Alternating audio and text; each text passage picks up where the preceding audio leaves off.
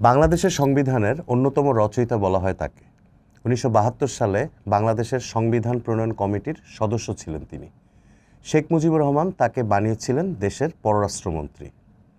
বিখ্যাত আইনজীবী, অনেক তরুণ বয়সেই তিনি চলে এসেছিলেন ক্ষমতার কাছাকাছি, কিন্তু তিনি তার পুরো রাজনৈতিক জীবনে মাত্র একবার নির্বাচনে জিতেছিলেন।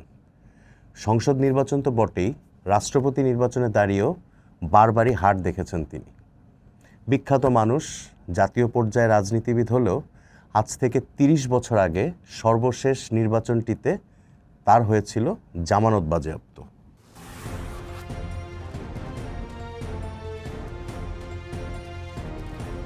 দর্শক, এতক্ষণে আপনারা নিশ্চয়ই বুঝে গেছেন কার কথা বলছি।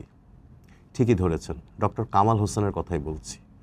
তাকে বাংলাদেশের রাজনীতিতে এক অদ্ভুত চরিত্রই বলা যায়।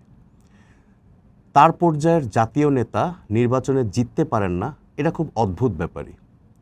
ডক্টর কামাল হোসেন তার সমসাময়িক রাজনীতিকদের মধ্যে এমন একজন যার নির্দিষ্ট কোনো সংসদীয় আসন বা কনস্টিটিউয়েন্সি কখনোই ছিল না। ১৯৭৩ সালে দেশের প্রথম জাতীয় সংসদ নির্বাচনে জিতেছিলেন ডক্টর কামাল হোসেন, ওই একবারই। তিনি নির্বাচিত সদস্য হিসেবে সংসদে বসেছিলেন। এরপর তিনি আর নির্বাচনে জেতেননি। ১৯৭৫ সালে রাষ্ট্রপতি শেখ মুজিবুর রহমানকে হত্যা করার পর তিনি বেশ কয়েক বছর আওয়ামী লীগের রাজনীতিতে নিষ্ক্রিয় ছিলেন। সে সময় দীর্ঘ সময় তিনি দেশের বাইরে কাটান। ১৯৭৯ সালের নির্বাচনে আওয়ামী লীগ ৩৯ আসন পেয়েছিল। দলটি দুই ভাগে ভাগ হয়ে আলাদা আলাদা প্রতীক নিয়ে নির্বাচন করেছিল। ডক্টর কামাল হোসেন দেশে ফিরে রাজনীতিতে সক্রিয় হন ওই সময়। ১৯৮১ সালে রাষ্ট্রপতি জিয়াউর রহমান হত্যার পর দেশে অনুষ্ঠিত প্রেসিডেন্ট নির্বাচনে বিএনপি প্রার্থী বিচারপতি আব্দুস সাত্তারের বিরুদ্ধে ডক্টর কামাল হোসেন ছিলেন আওয়ামী লীগের প্রার্থী। তবে তিনি সেই নির্বাচনে বিপুল ভোটে হেরে যান। তিনি ভোট পেয়েছিলেন মোট ভোটের ২৬% মাত্র।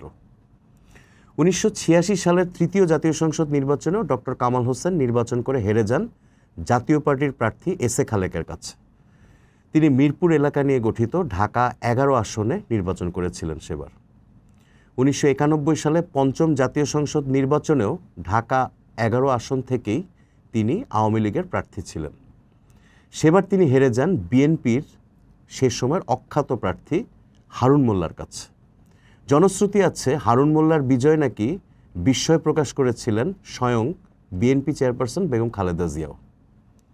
নির্বাচনের পর আওয়ামী লীগের নীতি নির্ধারণী প্রশ্নে তার মতবিরোধ হয় সভানেত্রী শেখ হাসিনার সঙ্গে।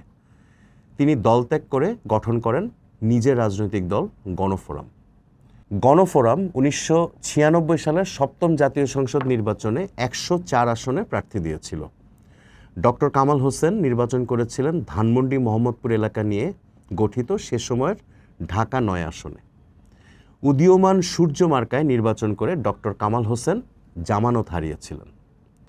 গণফোরামের সব প্রার্থীরই ভরাডুবি হয়েছিল নির্বাচনে। ডক্টর কামাল হোসেন এরপর আর কখনোই নির্বাচনে দাঁড়াননি। হয়তো নির্বাচনে জিততে না পারার অভিমান থেকেই এমন সিদ্ধান্ত ছিল তার। রাজনীতিতেও তেমন সক্রিয় কখনোই ছিলেন না।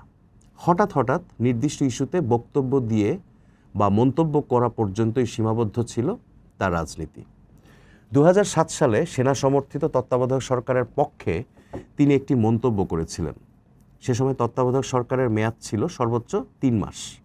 কিন্তু ২০০৭ সালের ১১ জানুয়ারি দেশে জরুরি অবস্থা জারি করে গঠিত তত্ত্বাবধায়ক সরকার দেশ চালায় প্রায় ২ বছর। সে সময় সাংবিধানিক লেজিটিমেসি নিয়ে ডক্টর কামাল ডক্ট্রিন অফ নেসেসিটির কথা বলে ব্যাপক বিতর্ক তৈরি করেন।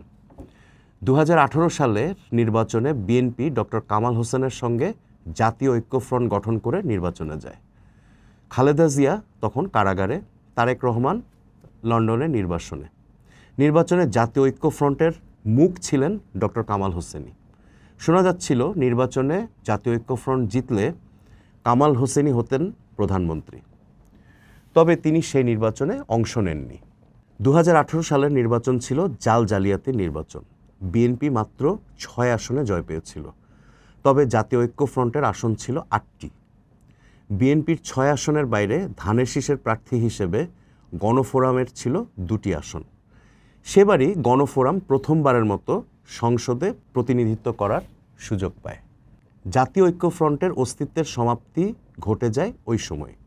নির্বাচনে কারচুপি, এমনকি রাতের ভোটের কুখ্যাতি থাকলেও ডক্টর কামাল হোসেন তার বিরুদ্ধে জোরালো কোনো ভূমিকা রাখতে পারেননি।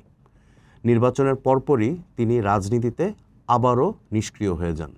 দর্শক, ফেব্রুয়ারি নির্বাচনকে সামনে রেখে বাংলাদেশের নির্বাচন ইতিহাসের বিভিন্ন ইন্টারেস্টিং বিষয় আমরা তুলে ধরছি চর্চায়। পুরনো সেই ভোটের কথায় পরের পর্বে আমরা হাজির হব নতুন কোনো গল্প নিয়ে। আপনারা চর্চার ইউটিউব ও ফেসবুক পেজের সঙ্গে থাকুন, চর্চার সঙ্গে থাকুন।